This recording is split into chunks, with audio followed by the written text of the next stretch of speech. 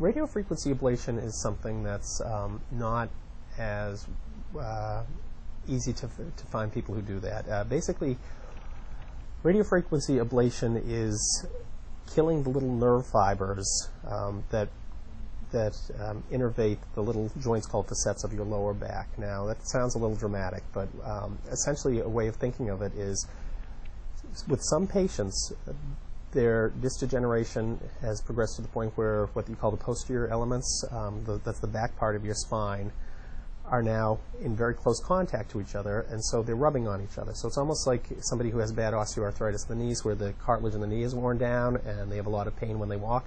Well, a lot of these patients will have pain when they stand up straight, and it'll even worsen when they extend their back. So they'll oftentimes tend to become forward flexed, and that puts more strain on the muscles of the back. So radiofrequency ablation is a way to try to alleviate some of that pain. It doesn't actually correct the arthritis or the disc degeneration, but what it can do is it cuts the pain feedback coming from those joints, and that'll help the patients to stand up straight or take some of the pressure off the muscles of their back. It's kind of analogous to clipping a twig on a tree. Now, those little joints have a little nerve fiber that innervates the upper half and then the lower half of that joint.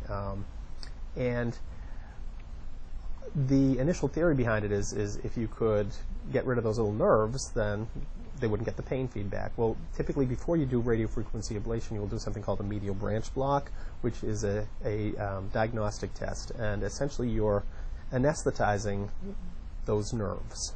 You put a little cortisone and predominantly something like Novocaine. It's called lidocaine. And if the patients respond favorably to that, it makes their pain go away by numbing up the joint. It says, okay, bingo, that's where the pain's coming from. So then you can do the second procedure, which is called radiofrequency ablation. Now, that's a more permanent thing.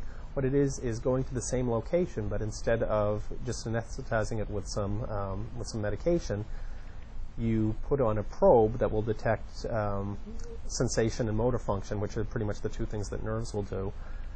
Once the patient gives you feedback and you check some parameters, you'll turn the heat on the needle, and after you heat it for about 60 seconds, it's pretty much killed that little nerve fiber.